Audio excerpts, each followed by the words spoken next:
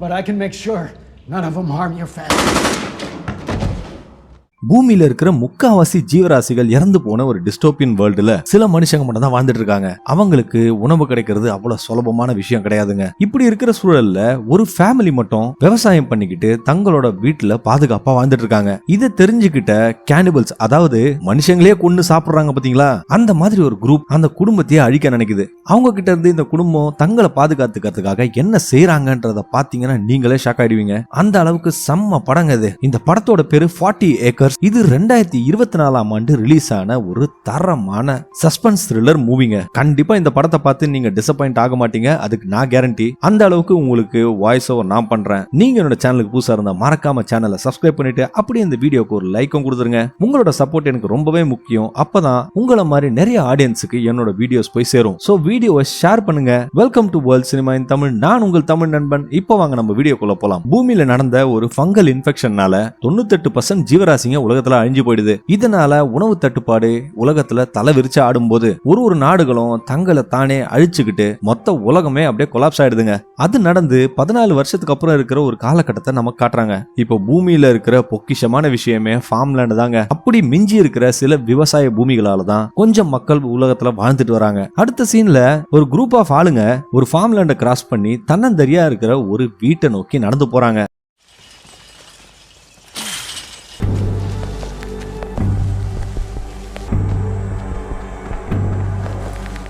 வந்தவனுங்கள்ல ஒருத்தன் மட்டும் அந்த வீட்டோட கதவை தட்டி அந்த வீட்டுல இருக்கிறவங்க கிட்ட அவங்களோட ஃபார்ம் லேண்ட புகழ்ந்து பேசிட்டு இருக்கும்போது இந்த குரூப்ல இருந்த மிச்ச பேரு அந்த வீட்டோட பின்பக்கமா போய் அந்த வீட்டுக்குள்ள நுழைய ஆரம்பிக்கிறாங்க. ஆனா நுழைஞ்ச உடனே தாங்க அவனுக்கு அதிர்ச்சி காத்திருக்கு. அதுல ஒருத்தன் உடனடியா கொல்லப்படுறான். மிச்சம் வெளியே இருக்கிறவனுங்க அந்த வீட்டுல இருக்கிறவங்க கிட்ட, நாங்க இந்த பக்கம் நடந்து போற ஒரு வழி போக்கணுங்க, ரொம்ப டயர்டா இருக்கு, ரெஸ்ட் எடுக்கிறதுக்காக உங்க வீட்டுல இடம் கேட்கறோம் அப்படின்னு சொல்லி அவனுங்க பேசிக்கிட்டே இருக்கும்போது அந்த வீட்டுக்குள்ள இருந்து ஒரு ஸ்ட்ராங்கான விசில் சத்தம் அவங்களுக்கு கேக்குது. அவனுங்களும் அதை கேட்டு சிரிக்கிறானுங்க. அப்போ திடீர்னு அந்த துப்பாக்கி வச்சிட்டு இருந்த எல்லாருமே ஒருத்தரா கொடூரமான முறையில கொல்லப்படுறாங்க. அவனுங்க ஃபீல்டுக்குள்ளனா இருக்கட்டும் வீட்டுக்குள்ளனா இருக்கட்டும் ரொம்ப கொடூரமா சாவறானுங்க. குக்கி அப்படின்னு ஒரு சின்ன பொண்ணும் அந்த ஃபீல்ட்ல இருக்கிற ஒரு ஆளை துப்பாக்கியால சுட்டு கொல்லுது. அதுக்கப்புறம் அந்த வீட்டுக்குள்ள இருந்து தோட்டா மழையா பொழியுதுங்க. வெளியில நின்னுட்டு இருந்த ஒருத்தனா குண்டடிப்பட்டு இறந்து போறானுங்க. இப்ப நமக்கு ஹெய்லின்னு சொல்லிட்டு ஒரு லேடியை காட்டுறாங்க. அவங்க அந்த ஃபீல்டுக்குள்ள போய் அங்க துப்பாக்கி வச்சிட்டு இருந்த ஒருத்தனை கத்தியாலே வெட்டி கொல்றாங்க. அவங்க அந்த ஃபீல்ட்ல இருந்துகிட்டு அவங்களோட பொண்ணு ரெயின்ன்றவ கிட்ட ரேடியோல பேசிட்டு இருக்காங்க. அந்த பொண்ணு ரெயினும் வீட்டுக்குள்ள இருந்துகிட்டு ஸ்னைப்பர்ல ஒருத்தனா சுட்டு கொண்டுட்டு இருக்கா. இன்னொரு பக்கம் ஹெய்லியோட பையன் மேனி அப்படின்றவன் தப்பிச்சு ஓடின ஒருத்தனை புடிச்சு கொடூரமா கொல்றான். இப்ப ஒரு வழியா வந்த எல்லாரையுமே அந்த ஃபேமிலி கொன்னுட்டு அவனுங்களோட பாடிஸை இன்ஸ்பெக்ட் பண்றதுக்காக ஒண்ணு கூடுறாங்க. இவங்க எல்லாருமே ஒரு ஃபேமிலிங்க. இந்த ஃபேமிலியோட தலைவர் கேலன், அது மட்டும் இல்லாம டேனிஸ் அப்படின்னு சொல்லி ஒரு பொண்ணும் அவங்களுக்கு இருக்கா. அவங்க இப்ப ஒரு சீரியஸான விஷயத்தை டிஸ்கஸ் பண்ணிட்டு இருக்காங்க.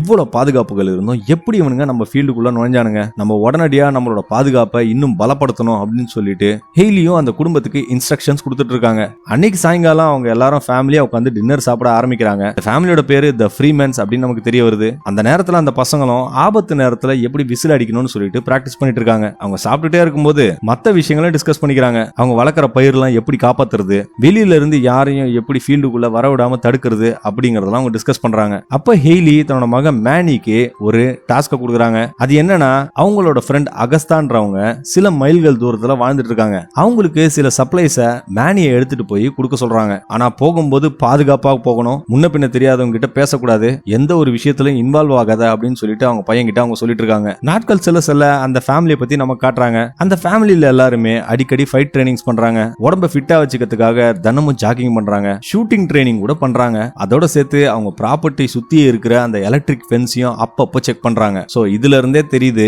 வெளியில இருந்து யாரையும் அவங்க வீட்டுக்குள்ள அவங்க அலோவ் பண்றதுக்கு தயாரா இல்ல அப்படின்றது. அப்பப்போ அவங்க காட்டுக்குள்ள ஏதாவது சாப்பாடு கிடைக்குமான்னு சொல்லிட்டு ஹண்டிங்கும் போறாங்க. பத்தாவதுக்கு அவங்க வீட்டை சுத்தி சிசிடிவி கேமராஸ் எல்லாம் பிக்ஸ் பண்ணி டே அண்ட் நைட் வாட்ச் பண்ணிட்டே இருக்காங்க. ஹெய்லி அவங்க வீட்டுல இருக்கிற ரேடியோல அடிக்கடி மத்த சர்வைவர்ஸ் பத்தி அப்டேட்ட கேக்குறாங்க. அது மட்டும் இல்லாம பக்கத்துல இருக்கிற ஃபார்ம் லேண்ட்ஸோட ஸ்டேட்டஸையும் தெரிஞ்சுக்கிறாங்க. அது போலதான் அவங்க ஒரு நாள் சாயங்காலம் அகஸ்தா கிட்ட அவங்க ரேடியோல பேசிட்டு இருக்கும்போது அகஸ்தா ஹெய்லி கிட்ட ஒரு கொடூரமான கேங் இந்த டவுனை சுத்தி வந்துட்டு இருக்கு, அவங்க இந்த மாதிரி ஃபார்ம் லேண்ட்ல இருக்கிற ஃபேமிலியா தேடி கொல்றாங்க. அதனால நீ மட்டும் அந்த ஃபேமிலிக்கு எல்லாம் போய் கொஞ்சம் ட்ரைனிங் கொடுத்தீங்கன்னா அவங்க உயிரை காப்பாத்திக்கிறதுக்கு அது அவங்களுக்கு ஒரு சான்ஸா இருக்கும் அப்படின்னு சொல்லி அகஸ்டா கேக்குறாங்க. ஆனா ஹெய்லி அதுக்கு என் குடும்பத்தை விட்டுட்டுலாம் நான் தனியா போக முடியாது அப்படின்னு சொல்லிட்டு அந்த விஷயத்துக்கு திட்டவட்டமா மறுத்துறாங்க. அடுத்த நாள் காலையில மேனி அவங்க வீட்டுல இருந்து ஒரு வண்டி எடுத்துட்டு வெளியே போறான். போனவன் ஆள் நடமாட்டமே இல்லாத ஒரு பில்டிங் குள்ள போறாங்க. அந்த பில்டிங் குள்ள அகஸ்தான் போட்டு ஒரு பாக்ஸ் இருக்குங்க. அவங்க அம்மா சொன்னது போலவே மேனியும் அவங்க கொடுத்த பொருள் எல்லாம் அந்த பாக்ஸ் குள்ள வச்சிடறான். இன்னொரு பக்கம் வீட்டுல ஹெய்லிக்கு அகஸ்தா கிட்ட இருந்து ஒரு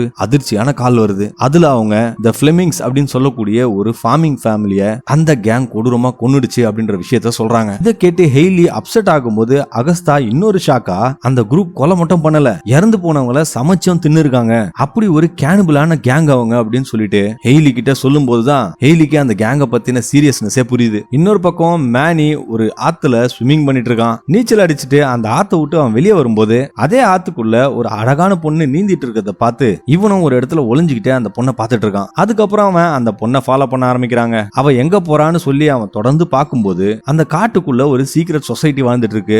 அந்த இடத்துக்கு அந்த பொண்ணு போறதா அவன் கவனிக்கிறான். இப்போ வீட்டுக்கு வந்த மேனிக்கு அந்த பொண்ணோட ஞாபகம் ரொம்ப டிஸ்டர்ப் பண்ணுதுங்க. இதனால அவன் அடுத்த நாள் அதே ரிவருக்கு கிளம்பி போய் அந்த பொண்ணு இருக்காளான்னு சொல்லி தேடி பார்க்கறான். ஆனா அவன் நினைச்ச மாதிரி அந்த பொண்ணு அங்க இல்ல. சோ அந்த பொண்ணை மறந்துடக்கூடாதுன்றதுக்காக அவளோட இமேஜ ஒரு பேப்பர்ல ஸ்கெட்சா வரைஞ்சு வச்சுக்கிறாங்க. இவன் சில நாள் கழிச்சு கெய்லன் மேனி 3 பேருமே ஏதாவது சப்ளைஸ் கிடைக்குமான்னு பாக்குறதுக்காக ஒரு அபண்டன்ட் டிப்போக்கு வராங்க. அவங்களும் அந்த ஏரியாவை ரொம்ப கேர்ஃபுல்லா ஸ்கேன் பண்ணிட்டு இருக்கும்போது டேனிஸ் ஒரு விஷயத்தை பார்த்து அப்படியே ஷாக் ஆயிடுறாங்க. அந்த பில்டிங் சீலிங்ல இருந்து இறந்து போனவங்களோட பாடி தொங்கிட்டு இருக்கு. அந்த சமயத்துல அந்த பில்டிங்குள்ள சில சோல்ஜர்ஸ் இவங்கள பார்த்து கன்னை பாயிண்ட் பண்ணிக்கிட்டே வராங்க.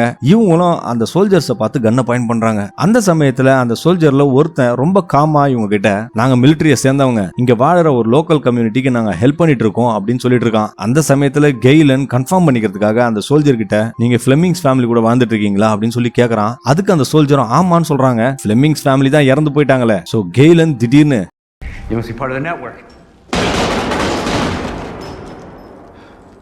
அவங்க அந்த சோல்ஜர்ஸை சுட்டு கொன்னுறாங்க. கிளம்புறதுக்கு முன்னாடி மேனி அவங்க அப்பா கிட்ட இந்த சோல்ஜர்ஸ் கிட்ட ஏதாவது யூஸ்ஃபுல்லா நமக்கு கிடைக்குமான்னு சொல்லிட்டு தேடலான்னு உடனே கெய்லனும் சீக்கிரமா தேடுங்க அப்படின்னு சொல்லிட்டு அந்த 2 பசங்களையும் அனுப்புறாரு. அப்போ டேனிஸ் செத்து போன ஒரு சோல்ஜரோட பாக்கெட்டுக்குள்ள ஏதாவது கிடைக்குமான்னு தேடிட்டு இருக்கும்போது பக்கத்துல ஒரு வயசான கிழவி செத்து போன மாதிரி நடிச்சிட்டு இருந்தா போல திடீர்னு எழுந்து நின்னு துப்பாக்கியால டேனிஸ வயிற்றுலயே சுட்டுட்டு அங்கிருந்து ஓடி போயிடுறா. கெய்லனும் குண்டடிப்பட்ட டேனிஸ உடனடியா வீட்டுக்கு தூக்கிட்டு வந்த உடனே ஹெய்லியும் உடனே அந்த பொண்ணுக்கு ஒரு எமர்ஜென்சி ப்ரொசீஜர் பண்ணி எப்படி அந்த பொண்ணோட உயிரை காப்பாத்திடுறாங்க.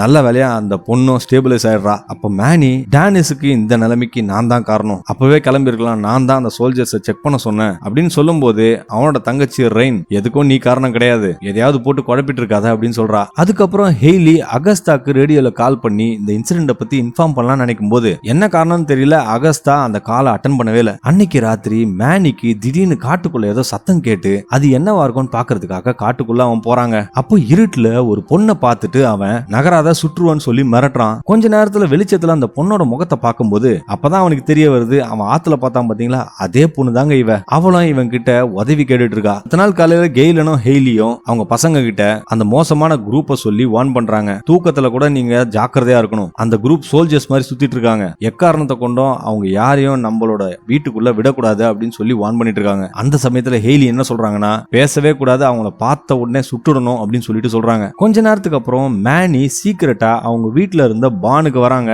அங்கதான் அந்த பொண்ணை அவன் கட்டி போட்டு வச்சிருக்கான். இவனை பார்த்த உடனே அந்த பொண்ணும் பயந்து போய் அலறா. அவகிட்ட இவன் தேவையில்லாம கத்தி கூச்சல் போடாத, நான் எதுவும் உன்னை செய்ய மாட்டேன் அப்படின்னு சொல்லிட்டு அவளை காம் பண்றான். அதுக்கப்புறம் அந்த பொண்ணை கட்டி வச்சிருந்த கட்டெல்லாம் அவுத்துட்டு அவளுக்கு தண்ணி கொடுத்துட்டு அவளுக்கு ஏற்பட்டிருந்த காயத்துக்கு கட்டெல்லாம் போட்டு விடுறாங்க. அந்த பொண்ணு அவனை பார்த்து, எதுக்கு என்ன கிட்னாப் பண்ணி வச்சிருக்க அப்படின்னு சொல்லிட்டு கேக்குறா. அதுக்கு அவன், உன்னை எங்க வீட்டுக்கே கூட்டிட்டு போவேன், ஆனா எங்க அம்மாவுக்கு புது ஆளுங்களை கண்டா பிடிக்காது, அதனாலதான் நான் உன்னை இங்க வச்சிருக்கேன் அப்படின்னு சொல்றான். இன்னைக்கு ராத்திரி மேனி மறுபடியும் அந்த பானுக்கு வந்து அந்த பொண்ணை பார்த்து, சமீபமா ரொம்ப மோசமான விஷயம் நடக்குது, ஏற்கனவே ஒரு மோசமான கேங்க வெளியே சுத்திட்டு இருக்காங்க, சோ தயவு செஞ்சு சொல்லு நீ யாரு அப்படின்னு சொல்லி கேக்குறான். அதுக்கு அவன் கிட்ட, நான் ரேடியோ யூஸ் பண்ணிக்கலாமா அப்படின்னு கேட்கும்போது அதை மட்டும் என்னால அலோவ் பண்ண முடியாது அப்படின்னு சொல்லி அந்த பொண்ணு கிட்ட சொல்லிடுறாங்க. அந்த சமயத்துல அந்த பொண்ணு அழுதுகிட்டே மேனி கிட்ட, எனக்கு என்னோட ஃபேமிலி உயிரோட இருக்கிறாங்களா அப்படின்றது தெரிஞ்சா மட்டும் போதும் அப்படின்னு சொல்றா. இவனை அந்த பொண்ணை பார்த்து பாவமா நினைச்சுக்கிட்டு அவ கையில கட்டி போட்டிருந்த கட்டையும் அவுத்து விட்டுறான். அதுக்கப்புறம் அந்த பொண்ணு அவன் கிட்ட, எனக்கு தேவையெல்லாம் ஒரு ரேடியோ தான், அப்பதான் அப்பதான் நான் அந்த ஃப்ரீமேன் ஃபார்மை கண்டுபிடிக்க முடியும் அப்படின்னு சொன்ன உடனே அதை கேட்டு இவன் ஷாக் ஆயிடுறாங்க.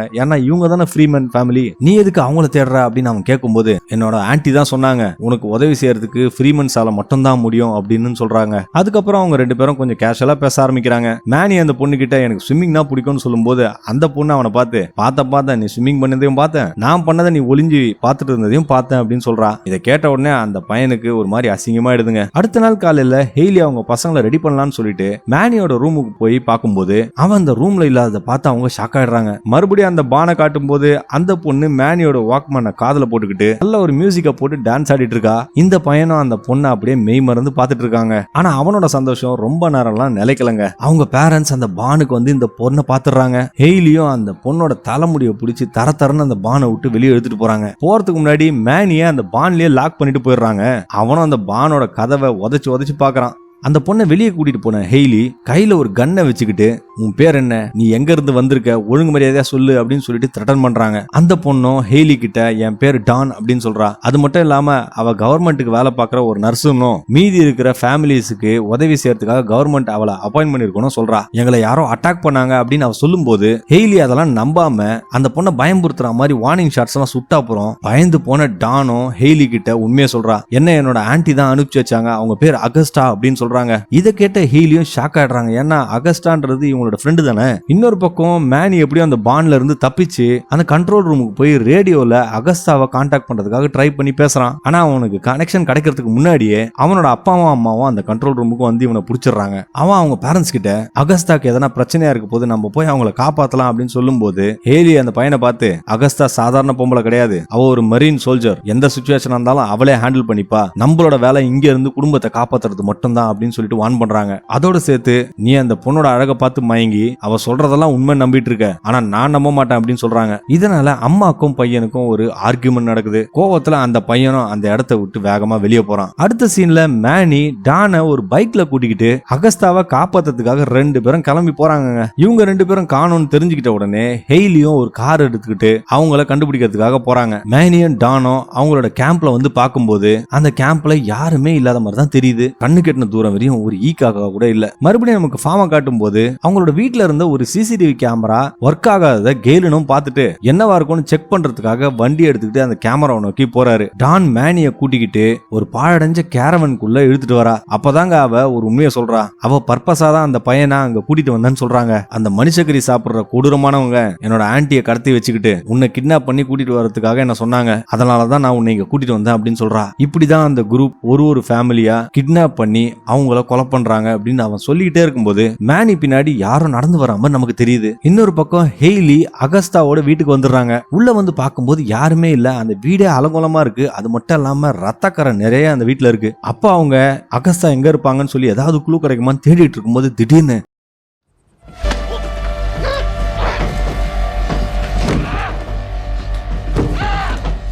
மறுபடியும் நமக்கு ஃபார்மை காட்டும் போது கெய்லன் தூரத்துல ஒரு மானை பார்த்து அதிர்ச்சி ஆயிடுறாரு. ஏன்னா உலகத்துல இருக்கிற எல்லா மிருகமும் அழிஞ்சு போச்சே, எப்படா இந்த மான் வந்துச்சு அப்படின்னு சொல்லிட்டு அவர் ஆச்சரியமா பார்த்துட்டு இருக்கும்போது பின்னாடி இருந்து ஒருத்த வந்து அவர் தலையிலேயே அடிச்சு அவரை மயக்கமாய்க்கிறான். அந்த மான் வேற எதுவும் கிடையாதுங்க, அது ஒரு மான் தலை. அதான் ஒருத்த தலையில மாட்டிட்டு இருந்தான். இப்ப அந்த குரூப் எல்லாருமே அந்த ஃபென்ஸை உடைச்சிட்டு அந்த ஃபார்முக்குள்ள போறாங்க. ரெண்டு பேர் மட்டும் கெய்லனை சாப்பிடுறதுக்காக அங்கே இருந்துடுறாங்க. வீட்டுக்குள்ள இருக்கிற ரெயினும் குக்கியும் அந்த சிசிடிவி கேமராஸ் எல்லாம் பார்க்கும்போது ஒன்னா ஆஃப் ஆயிட்டே இருக்கு. அப்போதான் அந்த பசங்களுக்கு தெரிய வருது அந்த கேனிபல்ஸ் அங்க வந்துட்டாங்க அப்படின்றது. ரெயினும் குக்கி கிட்ட நீ இங்கே இரு அப்படின்னு சொல்லிட்டு தன்னோட ஸ்னைப்பர் எடுத்துட்டு போய் விண்டோ வழியா பார்க்கும்போது அந்த கேனிபல்ஸ் ஒருத்தனா அந்த வீட்டை நோக்கி நடந்து வந்துட்டு இருக்காங்க. இன்னொரு பக்கம் அவளோட அப்பாவை ரெண்டு கேனிபல்ஸ் தரையிலேயே ஆணி அடிச்சிட்டு இருக்கானுங்க. அப்போ ஒருத்தன் கெய்லனை சாப்பிட ஆரம்பிக்கிறான். இவரும் அவர் கையில அடிச்ச ஆணியை அப்படியே புடுங்கி எடுத்து அங்க இருந்த ரெண்டு பேரையுமே அந்த ஆணியால குத்தி கொன்னுறாருங்க. இன்னொரு சீன்ல ஹெய்லி ஒரு இருட்டான பேஸ்மெண்ட்ல இருக்காங்க. அவங்க கை காலெல்லாம் யாரோ கட்டி போட்டு வச்சிருக்காங்க.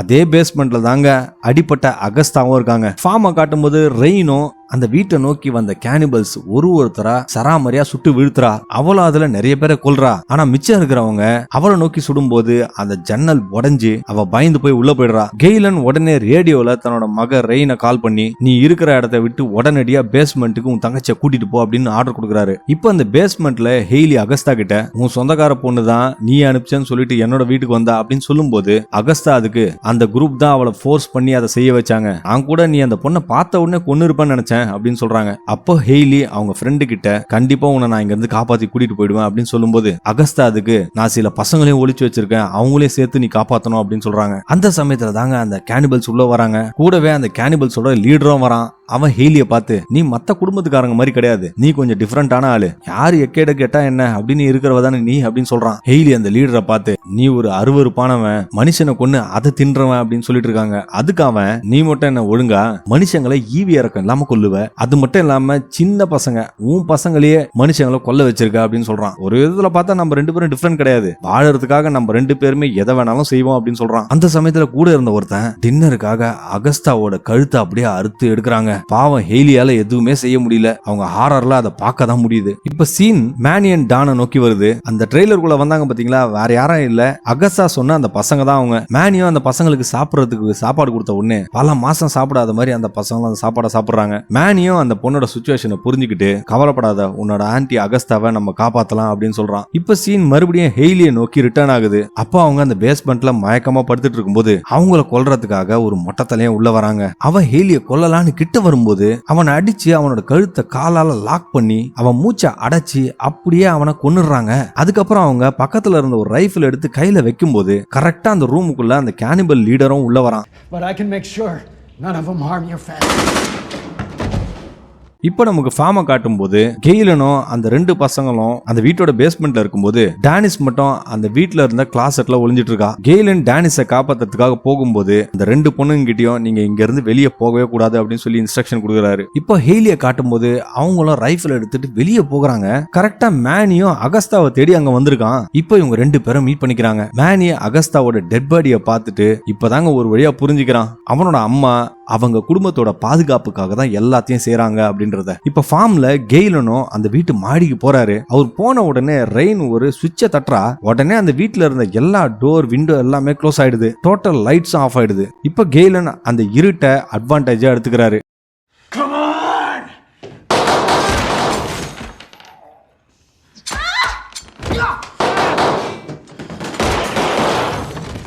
எல்லாம் செத்ததுக்கு அப்புறம் அவரு ரெயினை லைட் ஆன் பண்ண சொல்றாரு. ஆனா அந்த ப்ராசஸ்ல அவருக்கும் சில காயங்கள் பட்டுடுது. இன்னொரு பக்கம் மேனியும் ஹெய்லியும் அந்த பொண்ணையும் அந்த பொண்ணு கூட இருந்த பசங்களையும் காப்பாத்து கூட்டிட்டு போறாங்க. டான் தன்னோட ஆன்டி இறந்து போன செய்தியை கேட்டு ரொம்ப ஷாக் ஆகி அவ அழ ஆரம்பிக்கிறாங்க. ஃபார்ம்ல கெய்லன் எப்படியோ டெய்சனை காப்பாத்தி பேஸ்மெண்ட் கூட்டிட்டு வரும்போது அவருக்கு நிறைய உடம்புல பிளட் லாஸ் ஆனதுனால அவர் அப்படியே மயக்கமாய் கீழே விழுந்துடுறாரு. அந்த பொண்ணுங்க அவரை ஒரு சேர்ல உட்கார வச்சு இப்போதைக்கு அவரை ஸ்டேபிளைஸ் பண்ணிடுறாளுங்க. அப்ப அந்த பொண்ணு ரெயின் சிசிடிவி பார்க்கும்போது இன்னும் ரெண்டு கொலைகாரங்க அந்த வீட்டுக்கு வெளியில இருந்துகிட்டு அந்த வீடை கொளுத்துறதுக்காக பெட்ரோலை ஊத்திட்டு இருக்காங்க. என்னதான் காயப்பட்டிருந்தாலும் கெய்லன் அந்த பொண்ணு கிட்ட கதவு திறந்து அவங்க ரெண்டு பேரையும் உள்ள விடு, அவங்கள நான் பாத்துக்கிறேன் அப்படின்னு சொல்றாரு. அந்த ஃபார்முக்கு வெளியே காட்டும் போது ஹெய்லியும் மத்த எல்லாரும் அந்த வீட்டை நோக்கி நடந்து வந்துட்டு இருக்காங்க. அவங்க நடந்து வந்துட்டே இருக்கும்போது திடீர்னு எங்க இருந்து தெரியல நிறைய புல்லட்ஸ் அவங்கள நோக்கி பாயுது. அவங்களும் அந்த ஃபார்ம்லயே அப்படியே படுத்துறாங்க. ஹெய்லி மேனி கிட்ட அவங்க எல்லாரையும் அந்த பேஸ்மெண்ட் கூட்டிட்டு போக சொல்லிட்டு இவங்களை நான் ஹேண்டில் பண்ணிக்கிறேன் அப்படின்னு சொல்றாங்க. இப்போ ரெயினோ அந்த ரெண்டு கேனிபல்ஸையும் அந்த ரூமுக்குள்ள விட்டுட்டு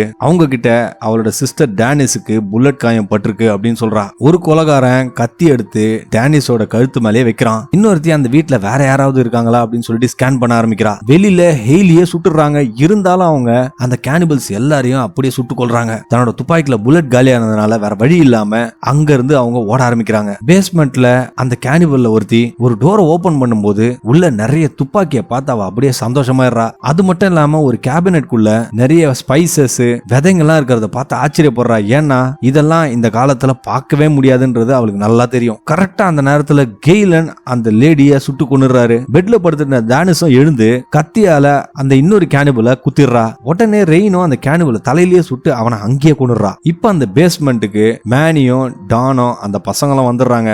எல்லாரும் ரீயூனைட் ஆகுறாங்க. ஆனா ரெயினுக்கு டானை பார்த்தா பிடிக்கல போல இருக்குங்க. டான் அவளெல்லாம் கண்டுக்காம உடனே கெய்லனோட அடிக்கு ஸ்டிச்சஸ் போடுறதுக்காக பார்த்துட்டு இருக்கா. என்னாவதான் ஒரு நர்ஸ் ஆச்சு. அவங்க அம்மா இன்னும் வெளியே இருக்கிறதுனால மேனி அவங்களை காப்பாத்துறதுக்காக வெளியே போறான். இப்ப ஹெய்லி நொண்டிக்கிட்டு அந்த பான்குள்ள போறாங்க. ஆனா மிச்சம் இருக்கிற அந்த கேனிபல்ஸ் அவங்கள சுத்தி வளைச்சிடறானுங்க. என்னதான் அந்த லேடிக்கு அடிபட்டு இருந்தாலும் அவனும் கூட பயங்கர திறமையா சண்டை போட்டு அந்த 3 பேர்ல 2 பேரை கத்தியாலே குத்து கொன்னுறாங்க. ஆனா துரதிர்ஷ்டவசமா அந்த 3வது கொலைகாரன் ஹெய்லிய முதுகுலயே குத்திடுறாங்க. அதுக்கப்புறம் அவன் ஒரு கத்தி எடுத்து அவங்கள தீத்து கட்ட வரும்போது கரெக்டா அந்த நேரத்துல மேனி வந்து அவனை சுட்டு கொன்னுறான். இப்போ மேனி தன்னோட அம்மாவை காப்பாத்துறதுக்காக அவங்கள தூக்க நினைக்கும் போது அவங்களுக்கு பயங்கரமான காயம் பட்டிருக்கு. மேனியா அவங்க அம்மா கிட்ட கண்ணை தரங்கமான்னு சொல்லி கெஞ்சிட்டு இருக்கான். ஆனா அவங்க கொஞ்சம் கொஞ்சமா அப்படியே கண்ணை மூடிடுறாங்க. இப்ப சீனை கட் பண்ணி சில நாட்கள் கழிச்சு காட்டுறாங்க. இப்போ லைஃபும் கொஞ்சம் கொஞ்சமா நார்மல் ஸ்டேட்டுக்கு வந்துடுது. அந்த வீட்டுல பசங்களும் எல்லாம் ஒண்ணு சேர்ந்து லஞ்சுக்காக அந்த டேபிள ப்ரிப்பேர் பண்ணிட்டு இருக்கிற மாதிரி நமக்கு தெரியுது. கொஞ்ச நேரம் கழிச்சு நம்ம எதிர்பாராத விதமா ஒரு விஷயம் நடக்குதுங்க. ஹெய்லி அந்த வீட்டோட மாடியில இருந்து நொண்டிக்கிட்டே கீழே இறங்குறாங்க. சோ ஹெய்லி அவங்க பட்ட காயத்துல இருந்து எப்படியும் மீண்டு வந்து உயிர் தப்பிச்சிடுறாங்க. படத்தோட முடிவுல அந்த ஃபேமிலி எல்லாம் ஒன்னா சேர்ந்து லஞ்ச் சாப்பிட ஆரம்பிக்கிறாங்க. ஹெய்லியும் முகத்துல ஒரு பெருமையோட தன்னோட குடும்பத்தை பார்த்து சந்தோஷப்பட்டு இருக்கும்போது அப்படியே படத்தை முடிக்கிறாங்க. ஓகே ஃப்ரெண்ட்ஸ், வீடியோ முடிஞ்சு போச்சு. இந்த வீடியோ பத்தி நீங்க என்ன நினைச்சீங்கன்றத கமெண்ட் செக்ஷன்ல மறக்காம சொல்லிடுங்க. என்னோட வாய்ஸ் ஓவருக்காக ஒரு லைக்கை கொடுத்துட்டு அப்படியே என்ன சப்போர்ட் பண்ற மாதிரி இந்த வீடியோவை உங்க ஃப்ரெண்ட்ஸ் அண்ட் ஃபேமிலி கூட ஷேர் பண்ணுங்க. மீண்டும் இதே போல ஒரு டிஃபரெண்டான படத்தோட உங்களை கூடிய விரைவில் சந்திக்கிறேன். அதுவரை உங்களிடமிருந்து விடைபெறுவது உங்களுக்காக மட்டும் வித்தியாசமான படங்களை கொண்டு வர நான் உங்கள் தமிழ் நண்பன். வீடியோ பார்த்ததற்கு மிக்க நன்றி.